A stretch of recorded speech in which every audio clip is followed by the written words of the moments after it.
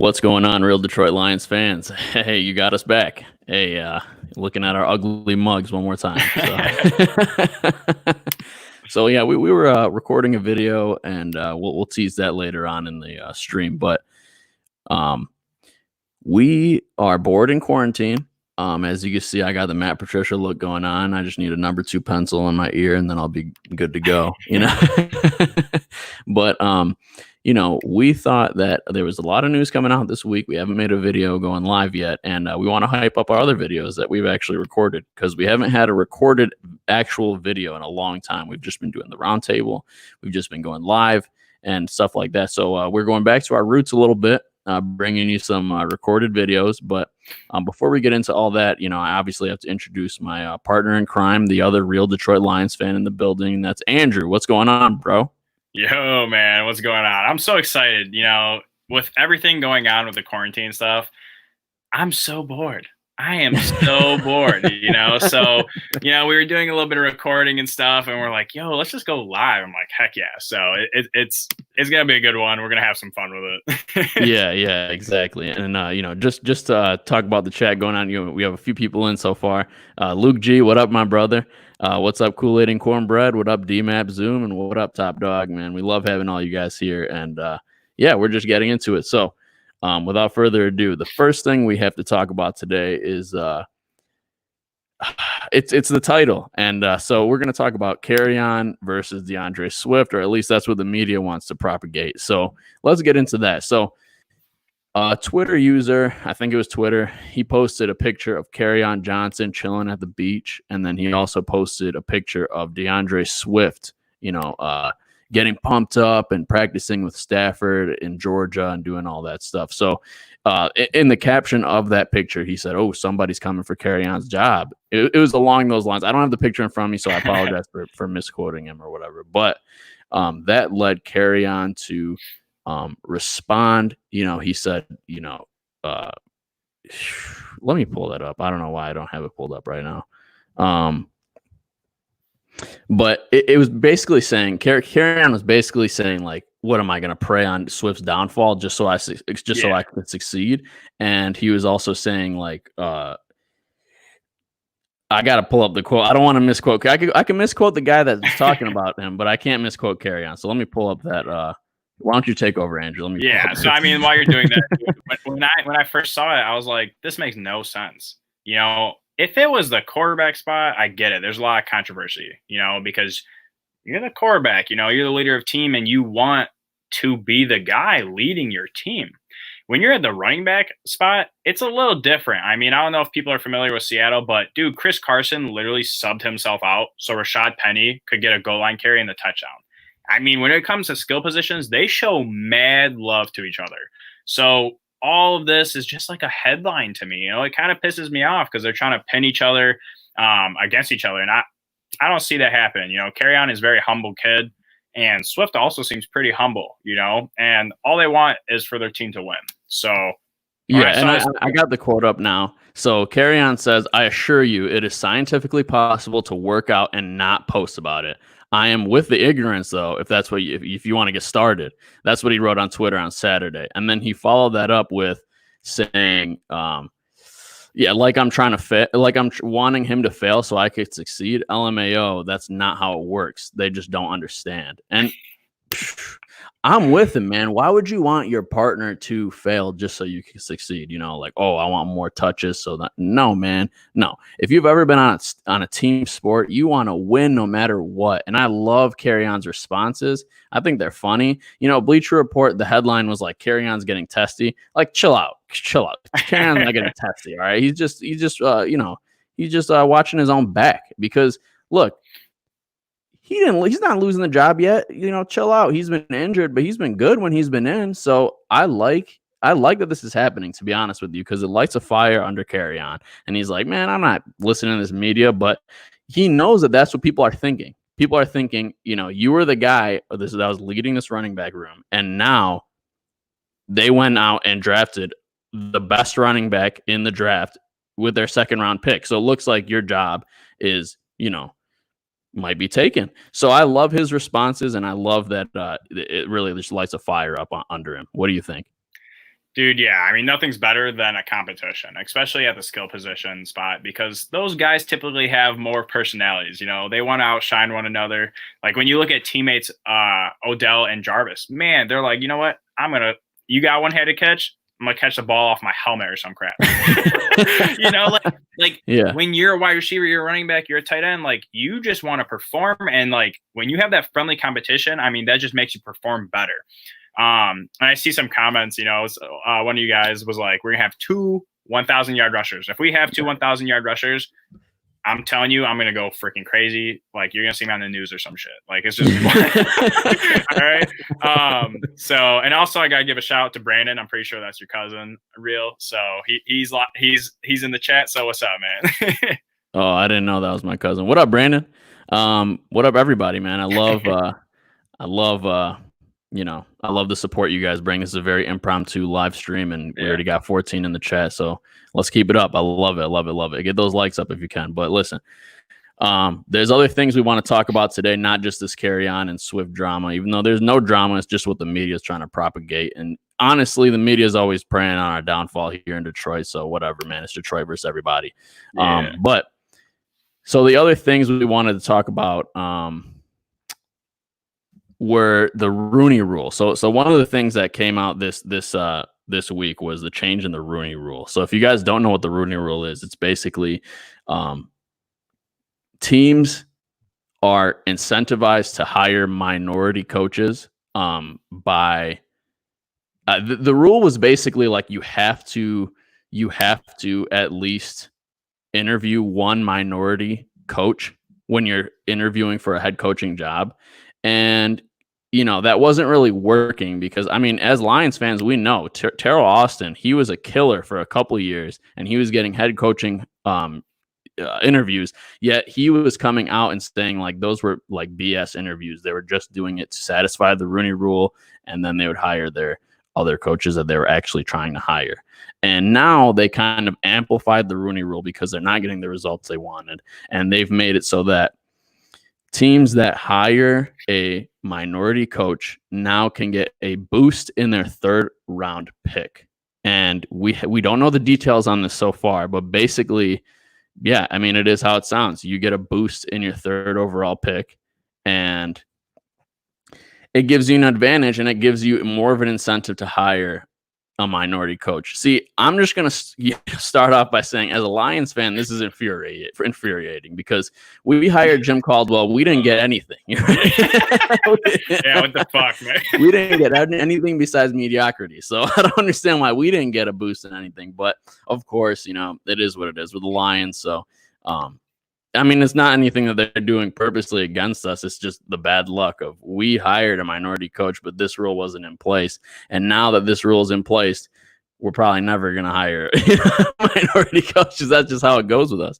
But honestly, just talking generally, what do you think about this rule, Andrew? And how do you think it affects the NFL? Do you think it's fair? Do you think it's fair that, people that will hire a minority coach, maybe they're going to anyway, now they're just going to get this free bonus in the 3rd round? What do you think? I mean, the first thing I think about is like, why does this need to happen? There's a lot of minority coaches in the league. I mean, head coaches, not as many, but you had Tony Dungy, you have Mike Tomlin. Like those guys had big tenures. Mike Tomlin's still coaching. He's won Super Bowls. So is Tony Dungy.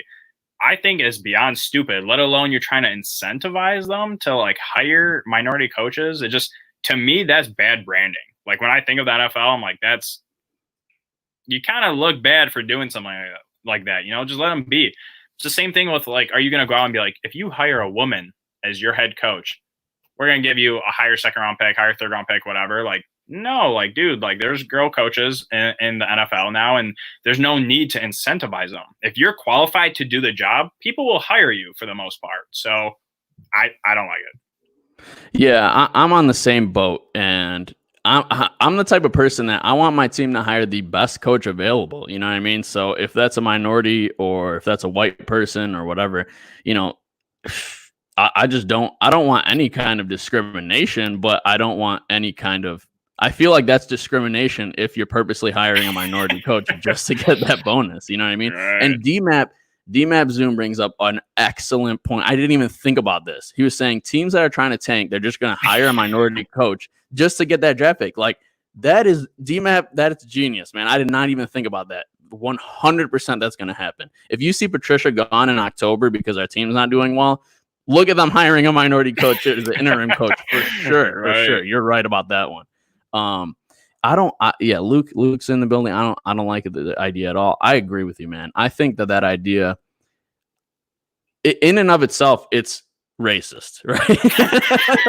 Like, you're trying. You're saying the issue is racism, yet you're trying to solve it with racism. I just don't understand it at all. And I mean, this goes into more political affirmative action and all that. We're not trying to get political. We don't care what your political belief is. We just care about football and the Lions. But listen, like, I don't agree with incentivizing you to get a coach that might not be the best option for your team. That option, that when you're looking at a team and you're the GM or you're the owner or whatever, and you're looking for your coach, you should be looking at what makes that person the most qualified person to win games in your franchise. Doesn't matter if their skin is, blue, black, white, whatever, Middle Eastern, whatever, it doesn't matter. It really does not matter to me. So I think it's a joke, but I see what they're trying to do though. They're trying to not be the, white male league, right? They're trying to, because we see the NBA going, they're going to have a female coach soon, that assistant coach behind Popovich. And I see that, other leagues are going towards that as well. So they want to be as open to all demographics as possible. And I'm for that, but I don't think this is the way to do it. Yeah. And I want to touch base on something real quick. I saw a comment from Melio Mo, shout out to you. And he's saying, if we get a Super Bowl ring, should Barry get a ring? And I mean, I don't agree with that. He's not a team, but bringing Barry into picture, I would love if Barry Sanders came and actually helped coach our running back group, because we've struggled tremendously since he left the league at the running back spot. So I would love for him to come and bring his insight and his experience into that room, because he's already so involved with the Lions that I would love for him to, help coach them out a little bit. Absolutely. I mean, I don't know any fan that wouldn't want Barry Sanders to come coach, just like Calvin Johnson. Like, we see him, going to the Oakland Raiders or the Las Vegas Raiders team practices and coaching up their wide receivers and stuff like that. Like, I want him here with the Lions for sure. So I'm with you. I think Barry should get a coaching call. Call him. Why not? Add him to the team. You got TJ Lang there doing some random stuff, so why not have him? Right. But yeah, that's going to take us into our next thing, and that's talking about the NFL opening some practice facility workouts, stuff like that. So we're seeing the beginning stages of quarantine being over-ish, right? So jeez, I don't think it's going to be over for a while, but they're trying to open things up slowly. We've obviously all seen the social media posts by DeAndre Swift working out with Matt Stafford, and I think Cephas was there too. I think Cephas and Isaac Nada. Oh yeah, Isaac Nada was there too. So all the Georgia boys are there working out together. So that's awesome. And I said this in the video that's going to be coming out soon. So what happened last time that there was, an off-season program shut down, right? That was in 2010. That was in 2010. When we had the lockout for a brief moment. And what happened? Stafford was working out with Calvin Johnson because they both lived in Georgia. And they had that chemistry coming into 2011. Nobody could stop them. That was that 5,000-year 40 TD season for Stafford. That's what I'm hoping to see this year, man. All these other, teams, they're not getting that chemistry because they're not working together. Hopefully, we'll see that, like, Cephas and Swift and Nada and Stafford just clicking on a level that we haven't seen before, and they could just kill it. That's what I want to see. But just talking about that, I guess, like, how do you feel about them opening things up? Do you think it's too soon? Do you think that there's going to be the second wave that everybody's talking about, and then we're going to have to close everything again?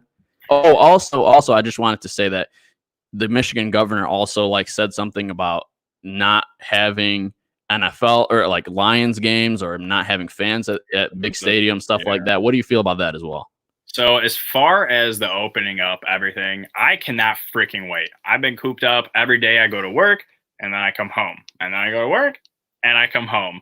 And it's pretty depressing. Honestly, it is pretty depressing. So I'm very excited that they are starting to open things. And if I don't know what states anyone's in, I'm in Michigan. So from what I'm seeing, because I do have to go to work because I am in the healthcare industry, a lot of people are not following the stay-at-home orders. So people are getting tired of it. And I think it's just going to get to a point where you allow the people to make their own choice, because this is the land of the free. And if they want to take the precautions, that's on them. If you're worried for yourself and your own health, take the precautions, stay at home, or when you do go out, wear gloves and masks and just make sure you're very clean. So I'm excited that they are starting to open up things. And I love that teams are allowed to get together come Tuesday, because that to me says shit's kicking off. And that's exciting, because what does that do? That brings more news to us. Everyone is dying for sports, and I am dying for some football. I'll even watch baseball at this point. I'm not a baseball fan, so it's so exciting. And as far as Whitmore, all I have to say is I am not a fan of you now, because I wanted to go to a lot of Lions games, and she's saying that there's not going to be any fans in the stadium because we don't want big gatherings. We don't want this. But hey, man, if people want to go and they want to expose themselves, let us do our thing, because I'll wear a mask if I have to go to a game, and, social distance, wherever you want. But I want to attend the game because I am a huge fan, and don't take that away from me, man. Yeah. I want to go to the games too, man. And the secondary market opened up for single game tickets, right? And Lions were the cheapest of all tickets, okay, on the secondary market. So I love that, and I want to go to multiple games. So I'm buying my tickets, and I want to go. So if for some reason the NFL completely opens up and it's just Michigan, or just Michigan and a couple other states not allowing us to, go to the Lions games, that'll be infuriating. But we should talk about this as well. They asked Stafford what he thought about playing with no fans in the stadiums, and he actually was a proponent of it. He liked the idea because he says he likes it quiet in the stadiums. What do you think about that, Andrew? I mean, being a Lions fan and actually going to a lot of the games, the first thing I thought about that is, as a fan, it's so devastating to hear that I'm not going to be able to go to games. But also, as a fan of my team and wanting them to succeed, it could be freaking amazing for teams not able to have fans, because we don't have the fan base that teams like Seattle or Kansas City do. I mean, I went to multiple games last year. I went to the Charger game. I went to the Kansas City game. And as soon as anything happens that is negative, or we drop the ball, or you get a turnover or something, everyone starts booing. Everyone's like, same old Lions. They start booing, and it drives me nuts. It drives me nuts because, dude, like, our players are still trying to compete. Like, they're still in the game, and you're like, boo, you guys suck, same old Lions. Like, I'm not gonna lie, like, even though they're professional athletes, and a lot of them are very athletic and very good at their position, that takes a hit to your mentality, you know what I'm saying? So if we don't have fans in the stadium, not only do you not have that noise factor driving you nuts, or you're not able to communicate to your players, what the play is or whatever have you, it's going to allow such a fair matchup between teams, because there's some stadiums that I'm telling you, like, you cannot hear yourself scream. You can't even hear your own voice when you're talking or whatever. So to have it just be quiet and like a practice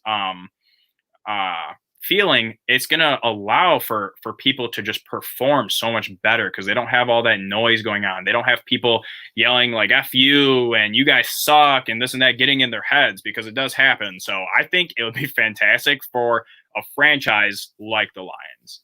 Oh my gosh, I 100% agree with you, because, man, I've been to multiple games, and our fans are so easy to switch and just boo the team. It's so easy for them. Yeah. And it's understandable, because we've had such a long history of losing. So I understand why they're like frustrated, but like I could talk about them because they're not real Detroit Lions fans. So they're not here listening right now.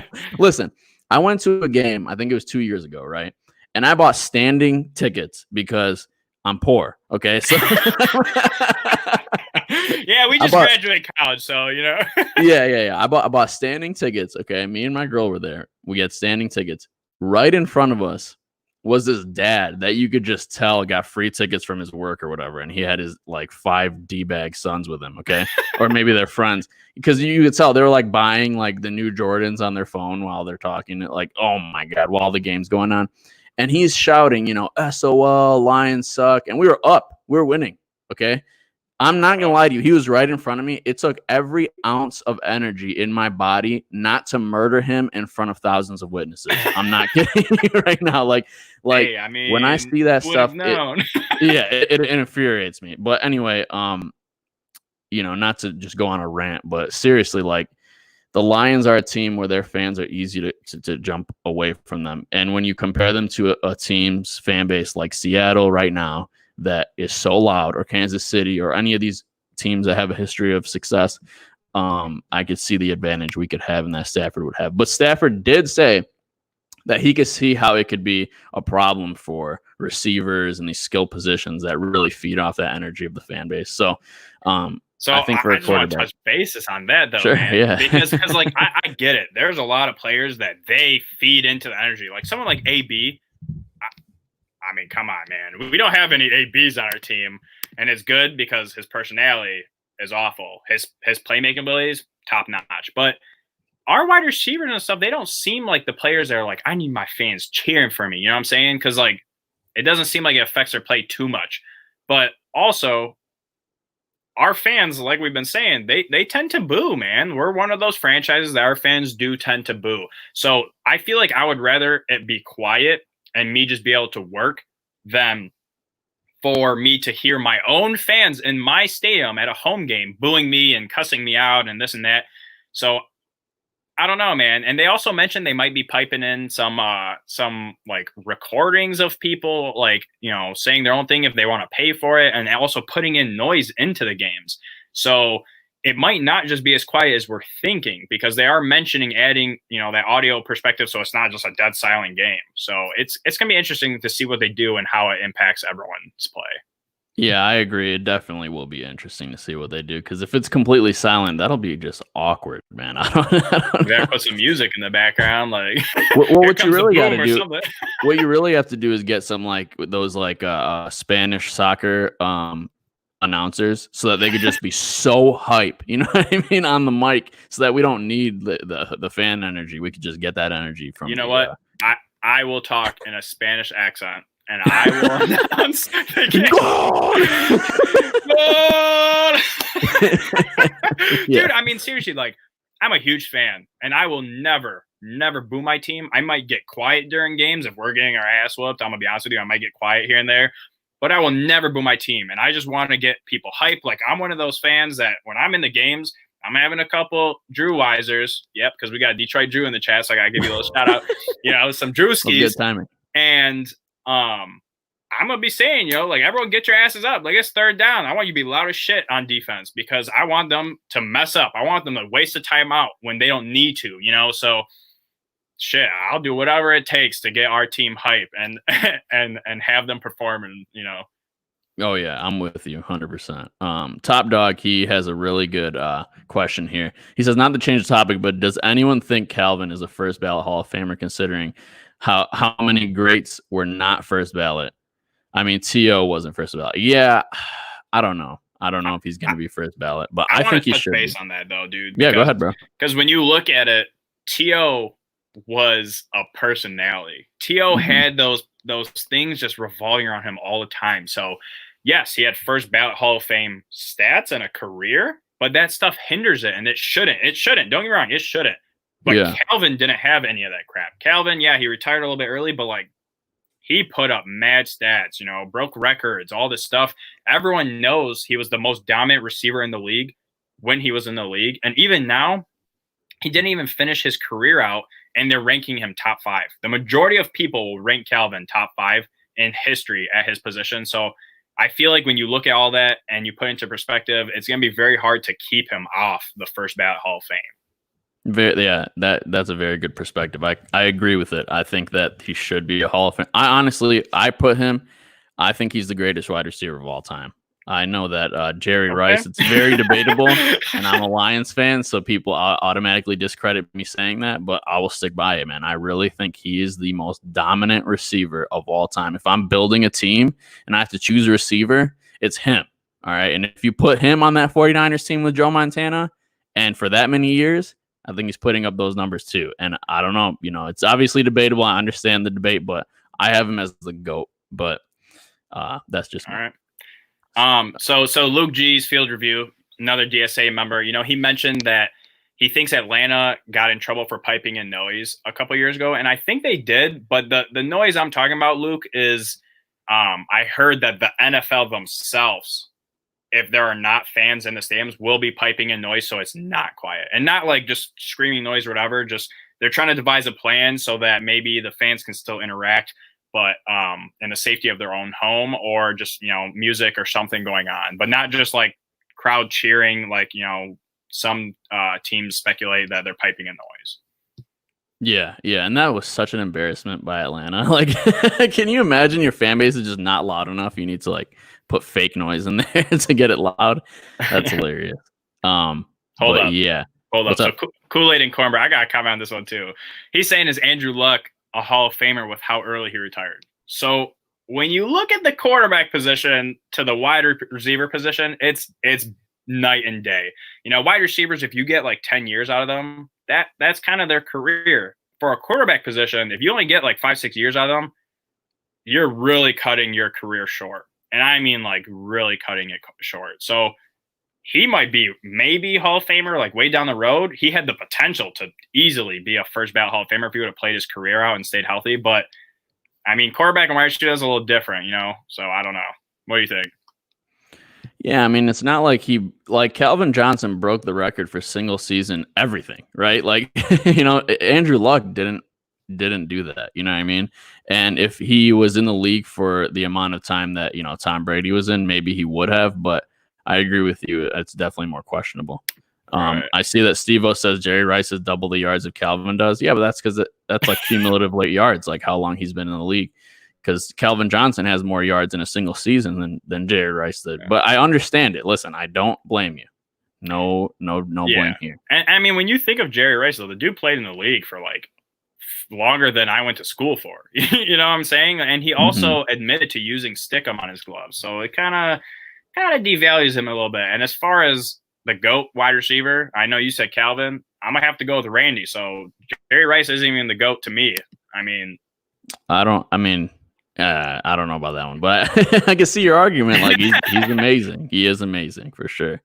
I wanted to draft his son, Thaddeus. Was it Thaddeus? Yeah, Thaddeus Moss. Yeah, man, I really wanted him just to have Randy Moss around the franchise. You know what I mean? Dude, what's funny though is like we didn't even have to draft him. We could have just paid him a little bit extra to be an undrafted free agent because he went undrafted.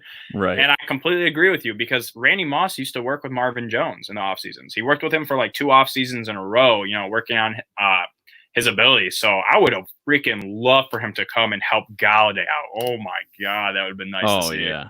Oh, that would have been great. Even Marvin Jones. Marvin Jones has some Randy Moss type catches sometimes, man. And you're just like, what? Where was this, Marvin? Like, what are you holding back for? Marvin? Come on, Marvin. Dang it. Stop with your cake shop and start mossing people up. He's dancing too much at home, bro. He's dancing too much. Should be dancing in the end zone for us. Come on, man. I do want to say real quick. Minnesota. Sorry, go ahead, bro. I was going to say, I do want to say real quick, we got 20 people over the chat, and we only got like 10 likes. Show us some love. Hit that like button for us. Yeah, or give us dislikes, whatever.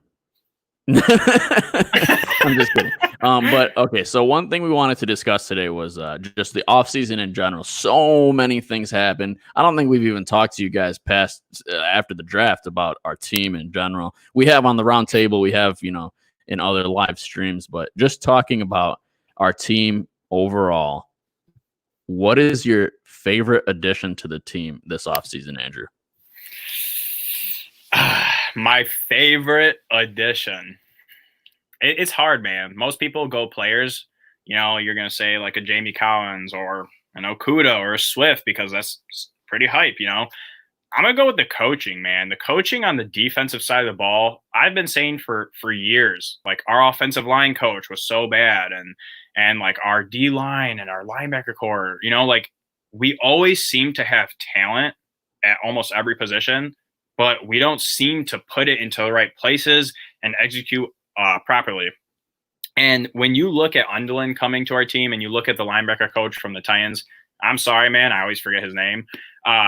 They did a lot with very little. I mean, the linebacker coach for the Titans, the way they turn around that defense was, to me, fantastic. And who did they have in their linebacker core? I mean, they didn't have any elite linebackers, and neither do we. We don't have any elite linebackers. So to bring a coach that can do more with less is fantastic. And then you look at Corey Undelin. I know we've talked about this, but the dude has top 10 secondaries. You know, he's a secondary coach. We have him as our defensive coordinator. The dude turns even the worst secondaries into top 10 in production. You know, like I don't care if I have Darius Slay and I had Okuda and Desmond Trufant, whatever cornerbacks it is. If you're not able to coach them up right and put them into the right position, it's just not going to work. So when I look at what he did for the Eagles, what he did for the Broncos during their Super Bowl run, I mean, he did amazing things. You know, he made Chris Harris. He made Aqib Talib. You know, even the Eagles secondary, I mean, they got obliterated with injuries and they still were producing. Yeah, they let up some big games here and there, but they were on backups and they were still above average. So I like the fact that we are bringing in people that have not had the greatest rosters and they still produce, or they have the talent and they produce at an elite level. And I think we have the talent to do that. So for me, I expect them to come in and raise that linebacker core above average. Our secondary, I think, can easily be top 5. So I'm really hyped about those coaching additions. What do you think? Yeah, I'm with you. That was actually my pick, the coaching, for sure, because I didn't like what Pasqualoni. Well, honestly, we don't know if it was Pasqualoni or Patricia, but whatever. The combination of Pasqualoni and Patricia, I didn't enjoy what happened in 2019, and I'm glad that he made that. Whoever made the decisions to get rid of Pasqualoni, because one of the biggest issues I had with Caldwell was that he wouldn't get rid of Jim Bob Cooter, even though Jim Bob Cooter was absolutely abysmal as an offensive coordinator. So I like that we made changes, and I like the changes we made. I like both of those guys, and I think that Kool-Aid and Cornbread makes a good point here, or actually it raises a good question here. He says, will Patricia let the D coordinator be in control of the defense? I don't think so. I think he's going to let him be in control of the DB room, and he's really just a glorified DB coach, but he is going to have the clout of a defensive coordinator if the defense is very successful. So that's why I think that is the incentive that brought him to Detroit, I believe. But I think that Matt Patricia will be the de facto defensive coordinator, and that's what I want to see, because when you have a coach on the hot seat like Patricia, this is what I want to see. I don't want to see him, handing off responsibilities to things that he should be directly in control of. And why do I see he should be directly in control of that? Because the defense was so dang bad, right? The defense was really bad in 2019. So there's no excuse. And he knows he's going to be fired if they don't up their game. So I want him to be in complete control. And we saw in 2018, especially towards the end, when the season wasn't going their way, they made that change. They got Snacks Harrison. And we literally saw during the game, Matt Patricia was, during offensive drives, he was not even looking at the field. He was coaching up his defense the entire game. And people might look at that as a knock on Patricia. But when you have a coordinator like Bevel, and when Patricia has not the experience of offense like a Bevel does, I want Bevel in control of that offense. I don't want oversight of Patricia, knocking down any beliefs or control from Bevel on the offensive side. I want him to be a well-rounded coach, but I want us to win more than anything. And I think the way to win is for Patricia to be in control of that defense and to really have the responsibility put on him so that he can go out and ball with that defense and right. Let Bevel do his thing with Stafford, because we know that they could be great together. So yeah. Sorry, I don't mean to cut you off if you're not. No, I'm ranting. Please cut me off. But dude, the first thing I think of, man, is that old saying: if you want something done right, go ahead and do it yourself. And for me, if I'm potentially about to get fired and I got fans saying the Fords need to sell and get Patricia the fuck out of here, I'm going to do everything in my power and use my abilities as a coach to make sure that defense is good. Because if our defense plays at a phenomenal level or something, and he had a huge hand in doing it, and he was calling the plays and stuff, people are going to look differently. They're like, you know what? He brought that factor that we've been looking for, and what he showed in when his days over in New England, you know what? They're going to look at it a little bit differently. And I mean, you touched basis on the fact that, you know, he was coaching up the defense while our offense was on the field.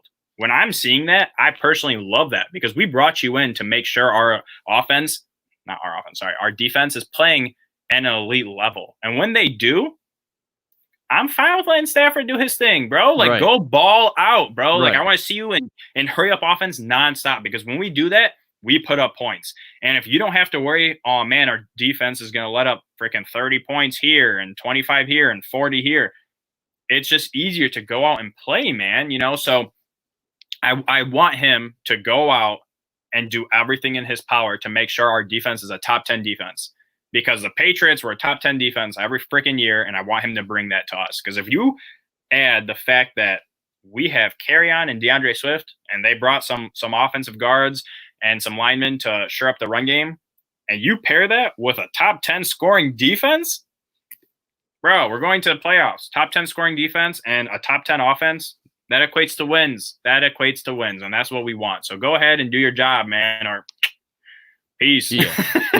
And I think that's what's going to happen. Like, not only do we want that to happen, I think that's going to happen, because if you look at Undeland's career, he's been, you know, a DB coach for a while, but before that, he was a special teams coach. You know, he's just been, you know, around the teams, but he's never even really been looked at for a defensive coordinator position. So, like, how foolish would that be of, like, you're on the hot seat and you're going to bring in a guy that's never been a D coordinator, or really never been, you know, even thought of as a D coordinator, and you're going to give him the keys to your defense, and you're a defensive coach, and you're on the hot seat, and you're going to lose your job if you don't perform this year? I don't think so. I think Patricia is going to be in direct control of that defense, and Undeland has some players to work with. It's not like, you know, you know, Luke brings up a good point. He says, you know, if Undeland is good and he's had top 10 secondaries, then why do we need to draft a quarterback at number 3? Well, I mean, hey, man, you know, I don't know that answer, but, you know, he didn't,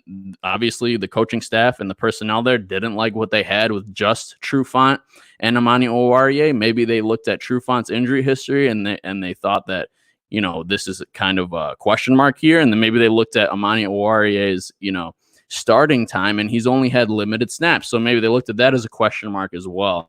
And obviously Justin Coleman is great in the slot as a nickel cornerback, but he's, you know, definitely a liability if you put him on the outside. So I think with them adding Okudah, that really solidifies that secondary, and Duron Harmon, let's not forget that, to replace Diggs, because, you know, Wilson wasn't that excellent.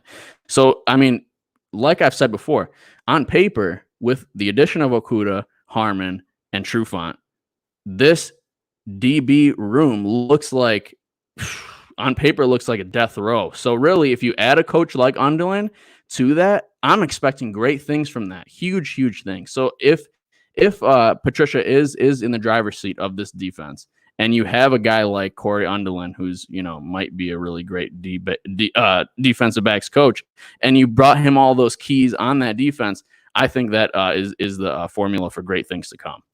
Yeah, and I want to touch basis on this comment, because Luke, I mean, that was a great freaking question, man.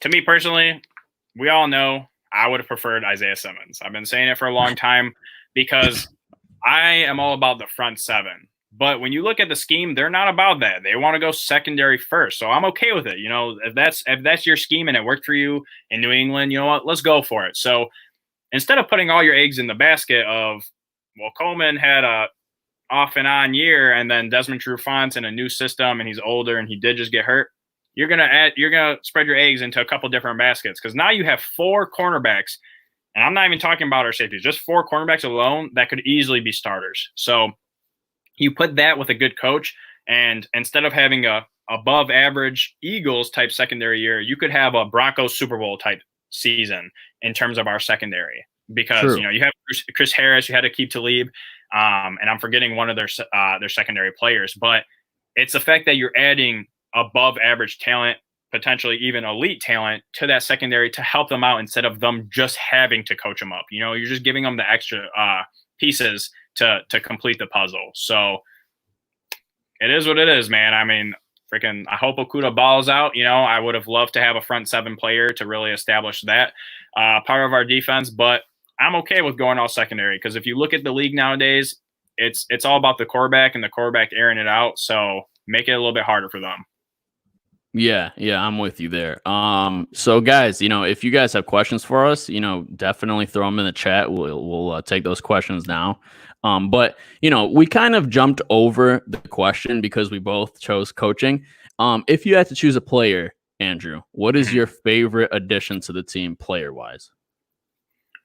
Oh, it's so hard, man, because there's a lot that I like. When we first had our free agency signings and we're bringing in people, a lot of people are like, what is this crap? You're just getting, Patriots players, whatever. I was so friggin' hyped for the players we brought in because they performed at a very high level for their teams, so I just said I was front seven, so I'm going to go with Jamie Collins, man. I've been preaching that, please get us some freaking linebackers that can cover, that can actually rush the passer, that can be a dynamic player for our team. And we haven't had that in the middle of the field.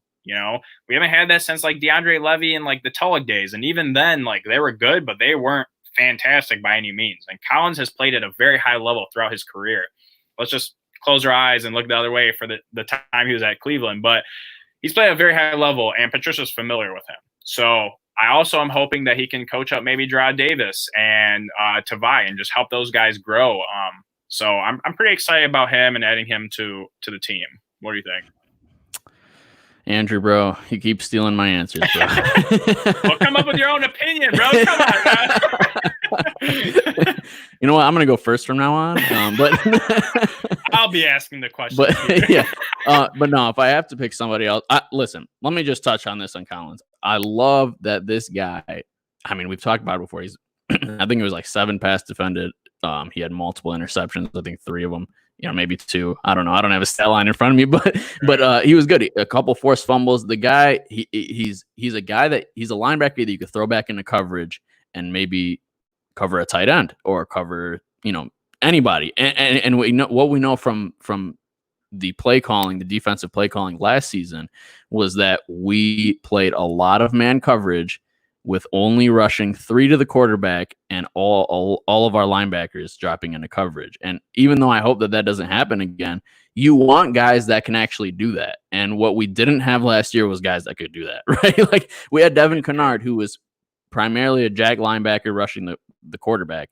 We had Jared Davis, who really couldn't cover. Christian Jones really couldn't cover. Jelani Tavai was decent, but I mean, he really couldn't cover either. He's a bigger guy, kind of slower relative to guys like Simmons or Jamie Collins or guys that can actually cover. Or Corey Littleton, who we wanted to pick up from the Rams, but that didn't transpire. But listen, I love the addition of Jamie Collins because he's exactly what we wanted in Simmons. So I thought it was great. If we got Simmons, we got 2 of those guys really mess with the quarterback's head that we're going up against and put them both on the lines. Are they going to blitz you or are they going to drop back into coverage? Because they're really dangerous if they drop back into coverage. But if you're assuming that they're going to drop back into coverage and they're blitzing you, you're screwed, right? So that's what I wanted to do, just really start to mix and match all these different creative schemes. But we can't do that, obviously, without Simmons. But so since I'm not going to choose Simmons, I'm going to go with Okudah. And even though he wasn't the pick that I would have chose, he's going to be a great cornerback in this league, man. And I'm not going to sit here and pretend like I know more than every single analyst that does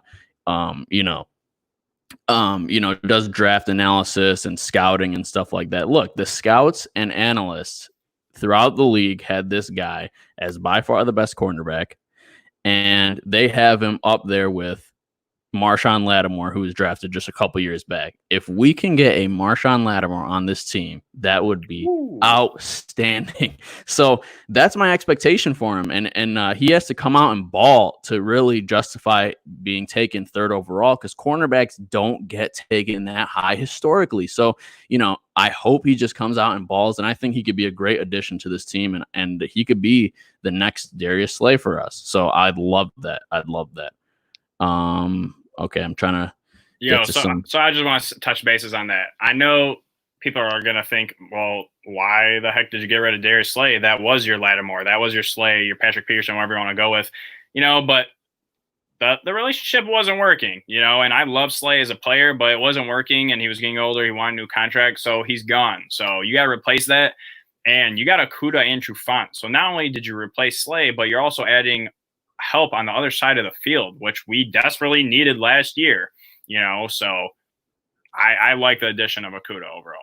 Yeah, and Funky is saying that Harmon is a free safety and Kearse is going to be the one to replace Diggs, but I don't know. I think Tracy Walker played both spots, so I think that they can move Walker to that spot, and then Harmon can be the free safety, because we had Hook Cam on one of the round tables, and he was talking about Duron Harmon in the Kansas City Patriots game, and he was showing us film.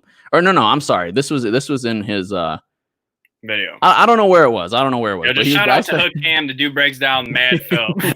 yeah, he's awesome, and he was pretty much dissecting film and showing how Duron Harmon was the one he played every single snap in that game, and he was the one that they kept deep alone. Single coverage. That's hard to do. And Duron Harmon was doing it with the best in the league, the Kansas City Chiefs offense. So I don't think that Kearse and Walker are going to be our starters. I think it's going to be Walker and Harmon, and they're going to move them around. So I'd be surprised if Kearse was starting over Harmon, but we'll see. I think Kearse can be a sleeper pickup, if he does perform, especially not just on special teams, which is what his main contribution will be. Yeah, and just touching bases on that, like when you look at how we use our safeties, it's going to be very heavily dependent on the coverage we're running. If we're running cover one, Harmon's going to be back there, and we'll probably put Walker inside the box somewhere. So it really depends on what we're running. If we're running something else, I wouldn't be surprised if Will Harris was in there, because people are sleeping on him. He was our 3rd round pick last year, and he played very well down the stretch. When was this? Dude, if you watch, I'm telling you, man, if you watch Will Harris in the second half of the season, yeah, we were letting up points here and there, but he did play very well for a rookie safety, which doesn't happen that often. Let alone with all the injuries we had, So I think Will Harris will definitely get his fair share of play time this year. I'm telling you right now. Yeah. Mellow Mo says, am I the only one concerned with our punter situation? It sucks that we had to get rid of Sam Martin. Or I don't think we had to, but he was getting offers from other people, and he had an on and off season these past couple seasons. He got hurt. When was it that he got hurt and came back from injury? Was that this season, or was that last? 2 years ago? Okay, so since then he was muffing a few punts, but he obviously bounced back. I think he's a great punter, but I'm not too concerned about. Look, the punter position is a position that you're not worried about until you have somebody bad in that spot. Sure. then you're like, wait a minute, what? How are you bad? Like, you're just a punter. How are you bad? Like what is happening? But am I frozen on your end? No, you're good. Okay, good, because my screen's frozen. But yeah, I just I'm not too worried about it, but I see what you're saying. Like, it could definitely be a concern if we're going into September or August and we don't have a secured punter there. But I think that we can get competition in there and get something comparable to what Sam Martin was doing. And you know what? Just to touch bases on that, when Martin did go down, we brought in punters, and they actually performed better than Martin. So, it is what it is. When your punter's playing like shit, you're going to notice. But when your punter plays amazing, nobody notices, because you're just like, well, that's his job. Like, pin the ball within the 10-yard line, make sure you give enough hang time so that freaking Deion Sanders type, punt returners aren't returning the ball on us, So Right. We just want you to do your job, dude. You're punching the ball. There's not that many factors. Right. So Right. I don't want to go waste all that money and bring in a veteran in and, diminishing our cap space when you can go get a rookie or an undrafted free agent and just have him friggin' do his job. So Yeah. I'm not too worried about it, to be honest with you. Yeah, same here. Melamo also, these are good questions. You guys, drop your questions in the chat if you haven't. These are great questions from Melamo. Do you guys think we should pick up Warford and Marcel Darius? Yes, I do think that. I think that would really improve it would add much needed depth to our trenches, I think. You know what, though? On top of that, I mean, when you really look at it, Marcel Darius is so slept on. I don't know. He's just one of those players, man. He's been bounced around a couple times, and the dude is very good at his position. And then you also look at Larry Warford. He played for the Lions. He did like Detroit. It didn't work out because we got rid of him, but he's a very good pass blocking guard. So if you want to pair that with Jonah Jackson, Kenny Wiggins, Dahl, Stenberg, whoever ends up being the starters, because I'm no Houdini, I'm not going to magically just know who actually is going to be our starters. I'm fine with it because he's also a veteran that's been in the league. He's been on the Saints for the last couple of years, a very successful team, so he brings a lot of value to the team and especially the impact right there day one. So I think those would be fantastic signings. And at the very least, you have more depth. Right. And we have a lot of money. So if this is really a prove it year, I mean, why are we holding on to so much money going into the season? And I think that we are going to make some moves. I don't think we're going to hold on to that money. But first things first, we need to re-sign Galladay, in my opinion, if the price is there, for sure. So I want to touch bases on that. I know we talked about that a little bit on the DSA, but what is your price range for him? Not counting the cap space, because you can always move money around and, cut people and whatever. What is your price range for him? And what would you be like, oh, hell no, I'm not doing this? Or, what do you think about that? Yeah, to me, it's hard to determine what the price could be because Bob Quinn has done a great job of managing the cap, but one of the reasons he's done a good job at managing the cap is by backloading almost all of his deals. So the issue with that is that guys like Trey Flowers, guys like Justin Coleman, they're going to be a lot more expensive in the coming years, right? We're going to have to pay $20 million, $20+ million to Trey Flowers coming up soon. So, and Justin Coleman's going to be very expensive as well. So that means that in the future, we might just be cap strapped. So the thing that I'm more concerned about is how long you're going to sign him for. I don't want a Calvin Johnson type deal where he's on the books for like 8 years. You know what I mean? Like, right. I really don't want that. So if we pay him a high amount of money, even if it's $18 million or $19 million, but it's for 3 years, I think I'd be okay with it because it's hard to get talent like Galladay, even though we say that he doesn't do it all, because he doesn't get separation. But the things that he does do, he does at an extremely elite level. And I think that the years that he's been on the team, he's garnished a chemistry with Matthew Stafford that I'm not going to say can't be replaced, but would be hard to replace. So I don't want to go through a time, especially towards the end of Stafford's career, where we're talking about, he needs more weapons. Oh, he needs something because he doesn't have that number one guy, and that they could just, double cover Marvin Jones. And then we don't have somebody else on the outside that can be comparable to Galladay. So I really want him on the team going forward, especially toward ending, especially as we're heading towards the end of Stafford's career, at least here in Detroit. I want him on the team. So I would be okay with paying a lot of money for him as long as it's for not a huge long term. Okay, dude, I can respect that. I know we talked about it, and I was getting so much heat for this, man. And yeah.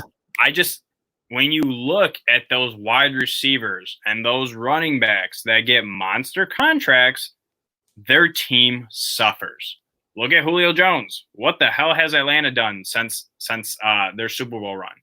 You look at Brandon Cooks. The dude's bounced around to like 3 teams since he got the contract.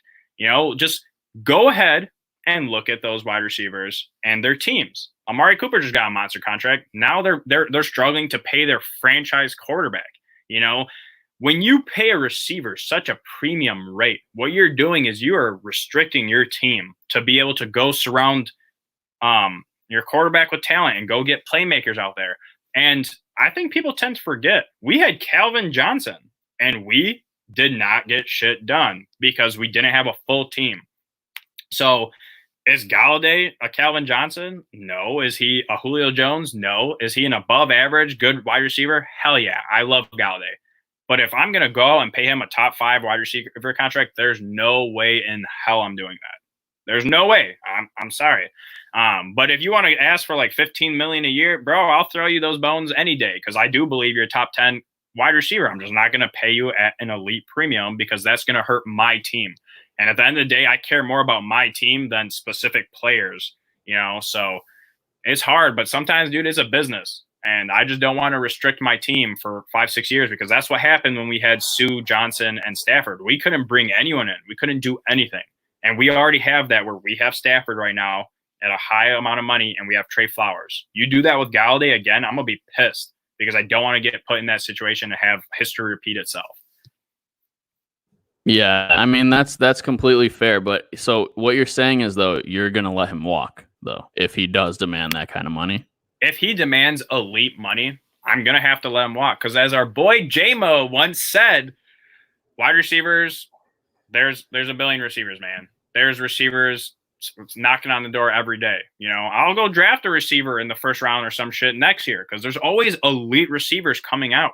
And to go pay for one, I mean, it's a business mistake. As a fan, I love Galladay and I love that Stafford-Galladay connection, but it's a business mistake that I am not willing to make. Yeah, that's fair. I mean, I'm with you. I know a lot of fans might not want to be with you because fans, when you have a good player on your team, it's hard to let them go, especially when you're a team that has a hard time getting good players to come to your city, right? Like if you're the Rams, you're totally comfortable letting a guy like Galladay go because everybody wants to come and play in LA. But here in Detroit, it's hard to get guys to come here. But I agree. The position is just not worth that much money.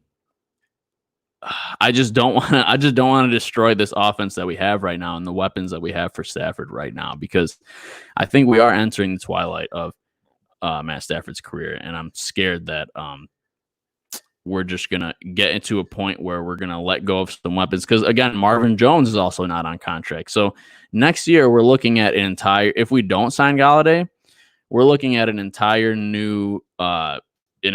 new wide receiver core for the Lions. So that's kind of scary going into this late in Stafford's career. Yeah, no, I feel you, dude. I mean, you want him to be surrounded by the pieces because we all know once Stafford leaves our team, we're going to be rebuilding. So give him everything he can. Just don't screw us for the future and just don't make the same mistake. I love how you were like, 3 years, you want to pay him? I'm fine with that. But if you're going to do like a 5-year deal and freaking $100 million or something like how Amari Cooper did, I am straight on that. Don't do that.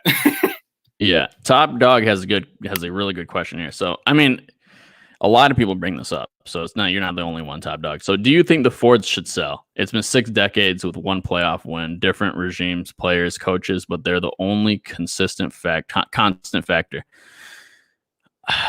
Do you have an opinion on this, Andrew? Because you could go first. Bro, I was definitely screaming at Martha like, yo, get the fuck out of here. Like you see Jerry Jones. Yes, Jerry Jones can be a nuisance for the Cowboys, but the dude has rings because he has been so passionate and involved in the franchise.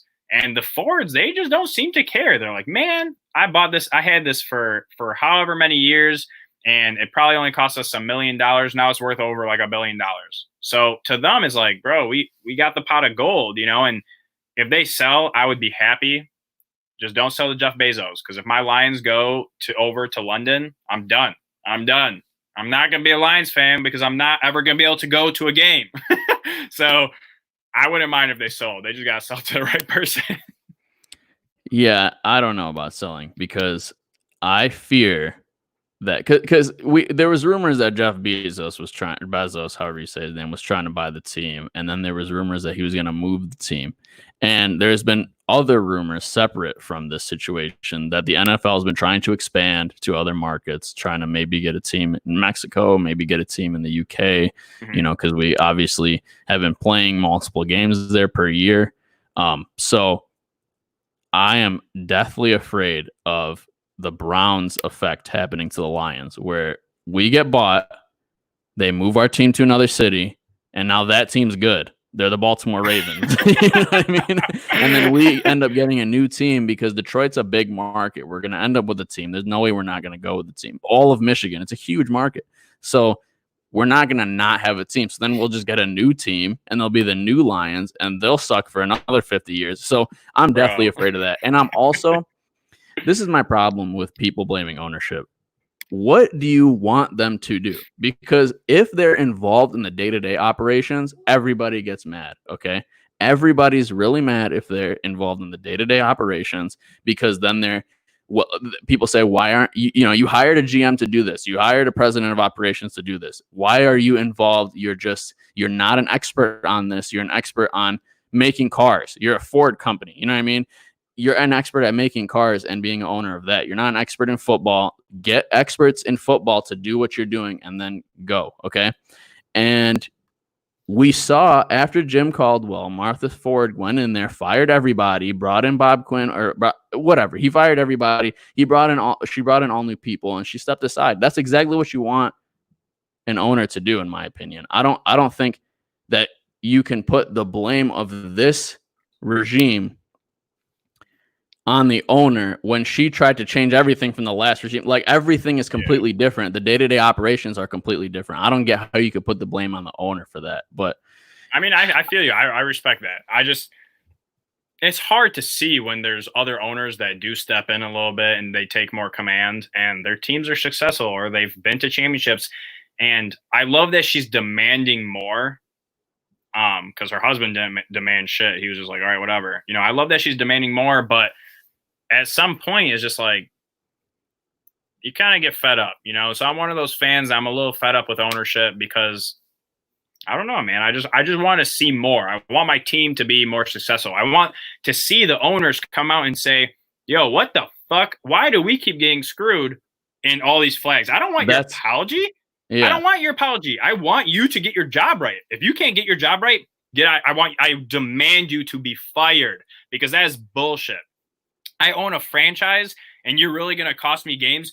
Kansas City, the Super Bowl winners, you gave them a free touchdown. We've had holding calls called on us, and then you look at it, and they're like, oh, wait, we're on defense. That was an offensive holding call. But we still get the penalty. Like, the most wildest shit happens to us, and they're like, you know what? I'm sorry. We're going to apologize to the Lions because we got that wrong. No, I want the Fords to go and be like, yo, this is bullshit. I demand answers. I want to see more from the ownership. And that's why for me, like, I'm just like, no, like, you guys don't do that. They don't do the stuff that I want to see as a fan. They're just like, yep, same old Lions, always getting screwed, always the dumpster fire, whatever the hell you want to say. That's bull. That is so bull, dude. Like, that doesn't happen to other teams. And the ones it does happen to are in the same position as us. It's been hard to be successful for so many years. So it breaks my heart because I love the Lions and I just want to see more passion coming out. So yeah, I will. You know what? That's a really good point. I 100% agree with you there, man. When bad calls happen and they apologize, they issue a statement. Oh, we apologize, but these same refs are going out next week and they're going to make the same mistake or another mistake or whatever. Like, I want ownership of the Lions to be fired up at the NFL and be demanding heads. You know what I mean? Like, people should be fired for these mistakes. This is what their job is, and they're not performing. But yeah, dude, no, I'm with you there. I can't even argue that. I honestly can't. Just like, bro, like when you speak out to the NFL, they fine you. You know what I'm saying? But like, bro, you guys are billionaires. Go spend that $20,000 fine. I want you literally, just get to that point where you're like, oh, you're gonna fine me $20,000? Well, then fuck you, Goodell. like I just want to see more passion, man. I mean, if that happened to Dallas, bro, it'd be in the media for fucking God knows how long. People would be going off. If that happened to the Packers, God forbid they get a freaking penalty. You know what I'm saying? That happened to the Patriots. Like, it doesn't happen to those teams. Why? Because the fans tear them the fuck up, and so do the GMs, so do the coaches. So do the owners. I want to see that, bro. I want to be on those type of franchises, so bring that to the Lions, because I'm not jumping ship. I just want you to support us fans and stop giving us heartache every single year. Yeah, I'm with you. L. Wormy has a good comment here. He says Stafford has another 8 to 10 years left at an elite level. Seriously. Hey, man, we're huge Stafford fans. We believe we were with you. We believe it. But do I believe that he has 8 to 10 years on the Lions? No, I don't. I really don't. I don't. But the reason why is because if this fails this year, there's a stigma to go that's been, it's not even a stigma. Historically, quarterbacks make it to like 35 years old.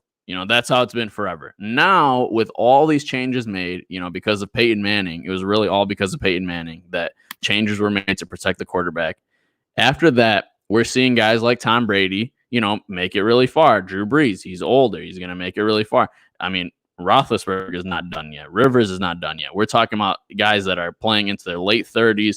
Obviously, Brady's already in his 40s. So I'm with you. I think Stafford has the ability to do that, barring a major hit that will cause a hidden injury or something. But I think that if a new coaching regime comes in, they're going to look at Stafford's age and they're going to see no playoff wins and whatever, and they're going to want their own guy. And I think that our ownership and our upper management is going to allow that. So I unfortunately don't think he's going to stay 8 to 10 years with the Lions. You have anything to add to that? Yeah, I definitely do. So this is actually going to touch back in what I was just talking about. So you mentioned the fact that, the quarterbacks are lasting longer because they're protecting them. But this also goes back to the franchises like the Lions, franchises like the Panthers, that they don't protect their quarterbacks. I literally just tweeted out something probably like a week ago where Stafford got drilled when he was running out of bounds. Absolutely drilled. No flag. And what happened? LeGarrette Blount was like, what the hell? And I don't know if he got ejected or not, but he went off. He's like, yo, that's my quarterback. Like, what do you think you're doing? Like, you can't just hit him when he's running out. He's a quarterback, let alone he's going out. Cam Newton, that was the most controversial stuff you'll see in the NFL, man. I mean, the dude was taking so many hits that no other quarterback in the league was taking. So I'm not even just mentioning just the Lions. There are certain franchises that they get no love when it comes to protecting the players, no love when it comes to fairness. And to be a Lions fan, it's sad when you have to say, we expect to get screwed out of 2 wins every season. Stafford was taking mad hits sometimes, hits to the helmet, stuff like that. No flag whatsoever. I'm just demanding more. And as far as the question, the comment that L. Wormy posted, dude, I love you. I love Stafford. 8 to 10 years with his injuries right now, and as well as, how many quarterbacks there are in the league that are like franchise quarterbacks and stuff, it's going to be hard for him to keep it up, especially if he hurts his back one more time. It's sad to say because Stafford's my favorite quarterback along with Breeze. But it's just the sad truth. Injuries take their toll. A lot of quarterbacks that have more injuries, they don't make it to 40, let alone most quarterbacks in general don't make it to 40. So. Yeah, I mean, you have a good point there. We're gonna see. We're gonna see what happens for sure. Yeah. Luke G's messing with us. I have a question. Should the Lions have drafted Ed Oliver over TJ Hawkinson? Yeah, he's just trolling guys because Ed Oliver obviously got arrested. He had a DUI, and then he also had a weapon in the car. It's like, you know what? I'm gonna say yes. Yes, we should have drafted him because we shouldn't have drafted a tight end. I think at the time of the draft that was a good pick, but obviously looking back on hindsight, you can't really judge these ridiculous things. 2020 hindsight, baby. Don't give me that, Luke. I also just want to say, man, we got 40 people watching us right now. We would love if you guys would show some love and hit that like button, subscribe to us and all the members of the DSA, and also hit that notification bell because me and Real, we're very spontaneous with it. Sometimes we do shows on Sundays, sometimes we do shows on Wednesdays. So if you hit that notification bell, what that's going to do is it's going to send you a notification saying yo, your boys are going live right now, so tune in. So make sure you guys hit that bell. Yo, Kool-Aid has a really good question. Does Antonio Brown play this season? That's a great question. I say yes. I say yes. I say yes, he does, man. I say heck yeah, he does. No shit. Okay. Yeah. But I mean, I have nothing to back that up. I just think he will. I just think his team is going to bite on him because he has that talent. And I don't know. I mean, hopefully he doesn't make the same mistakes he keeps making. He just needs to shut up and play, bro. Right. I'm going to have to say a hard no. I loved AB, bro. I was so hyped on him. He's exciting to watch, but you go to the Patriots and you can't handle your shit, get your shit together, bro. You're done. You're done in the league. You know, a lot of careers of wide receivers, they get overshadowed or they end early because of all the drama. Teams don't want no drama. They don't have no time for that crap. Yo, T.O. could have played more. Chad Johnson could play more. They were excellent receivers. You're nothing different. You are no different, bro. You cause problems. You're dyeing your mustache. I don't know what the hell is going on with you, but like, just stop. Just fucking stop. If you would have just played ball, bro, you would have been known as one of the all-time greats because you balled out and he was a top 2 receiver, you know, for like 5-6 years straight. And it's sad to see, but I'm gonna say a hard no, man. Yeah. I mean, I can't blame you for that one, for sure. I'm loving these questions coming in, though. You guys need to show up to the roundtables with these questions, man. We asked for the questions, and nobody says anything. We have like 50 million questions in here. I love it. Do you see one, Andrew? Honestly, you're so far behind, bro. They've been posting so many comments. Because I have to stay on that one, you know, and then there's like 50 million comments.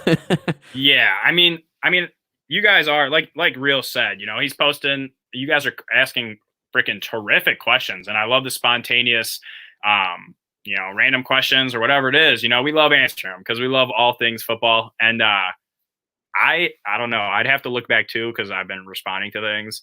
Yeah. Hey, fun fact, Melomo, Eminem is a Cowboys fan. Actually, he's not a Lions fan.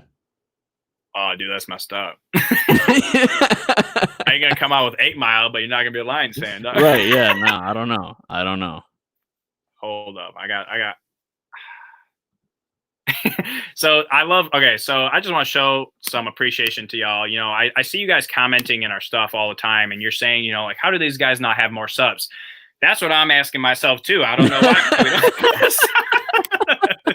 You know, so go out, you know, retweet our tweets. You know, tell your friends if they're Lions friends or if they're football fans in general. You know, I love that you guys show us so much love and you guys show all the time. You know, this was such a spontaneous thing that we're doing today, and it was at a random time, you know, and y'all showed up. So, I mean, we would appreciate it if you guys told people, you know, we're the DSA, they talk all things Lions, and then Real and myself specifically, we were going to touch base on this later, but we're going to be expanding some of the things we're talking about. So we also are going to be talking a lot about fantasy. And those are just some things that we're going to be coming out with very soon. You want to touch bases on that?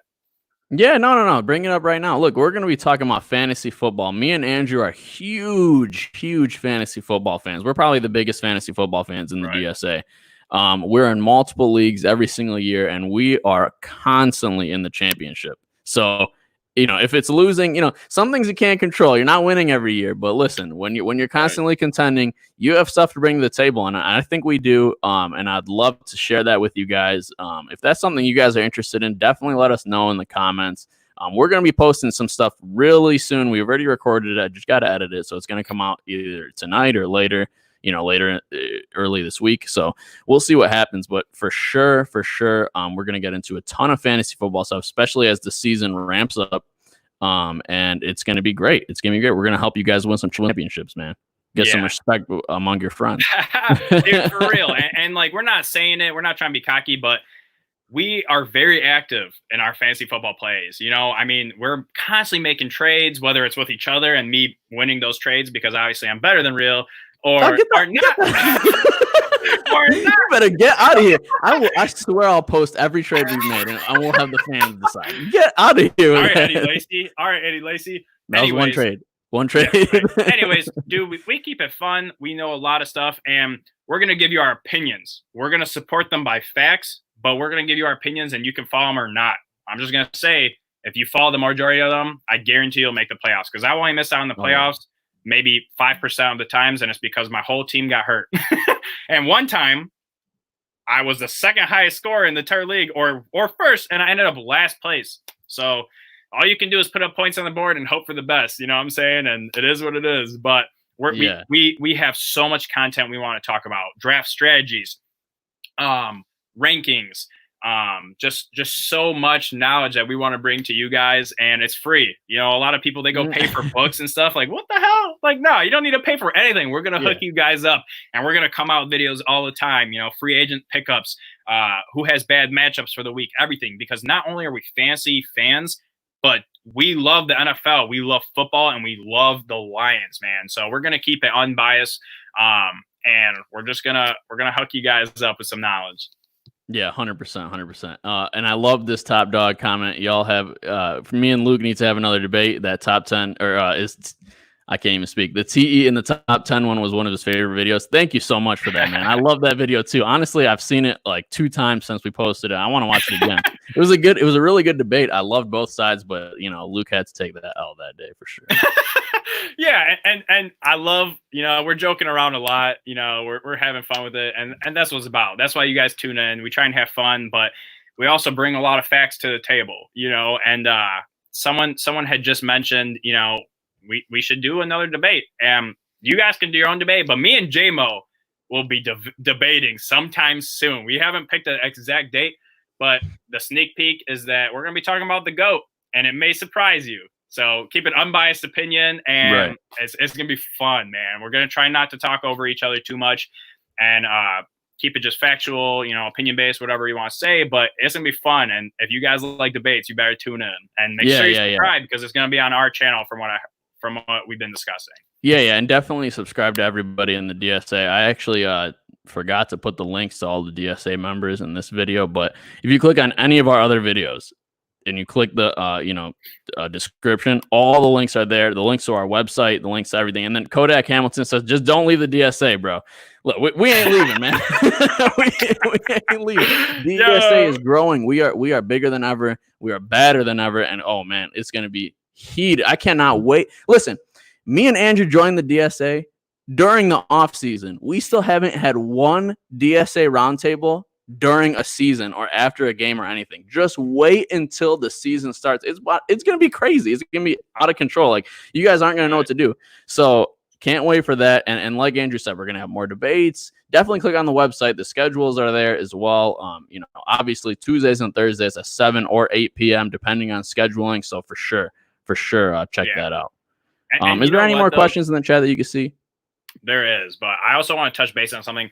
We, as the DSA, we bring guests in all the time. I mean, me and Real, you know, we just had Math Bomb like 2 weeks ago following the draft. And if you don't know, he created the raw score, which is heavily used in the draft process. So go check out that video.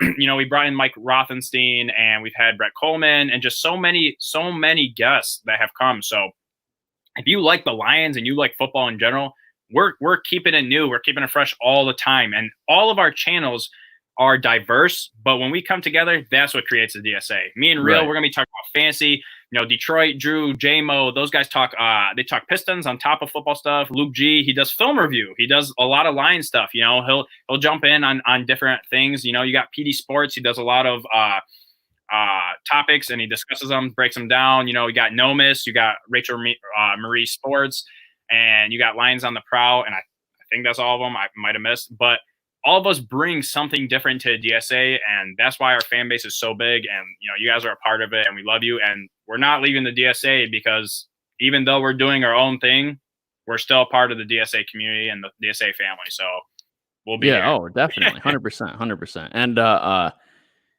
And speaking of, you know, you're saying Luke does film review. You know who else does film review? The Hook Cam. All right. And we are going to have the Hook Cam on our show coming very soon, either, you know, this week or next week, coming very soon. He's going to be reviewing film with us about the Lions, you know, the new additions to the trenches, a D-line and O-line, how we think that's going to affect us, how it's going to affect the play call, how it's going to affect everything, our team in general, how we are going to be more successful because we have built our trenches, and they're obviously healthier than last year as well. But Kool-Aid and Cormorant has a question for us. He says, do you guys play FanDuel on DraftKings? Yeah, we do.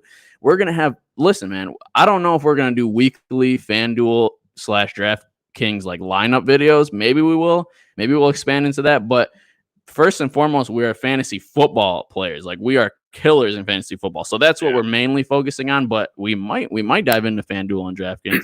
So that's something I was touching bases on, though. So, like, we're going to give you guys those good matchups for the week, and it might not even be a top 10 wide receiver, a top 10 quarterback. You know, there's times I started Devontae Parker, you know, in like a DraftKings thing, and he balled out. You know, he had like over 20 points, and it's always different each week. You know, you can't just say someone that is an above average wide receiver should be started every single week, because it's different. You're versus different defenses. You're versus different secondaries, different beliefs.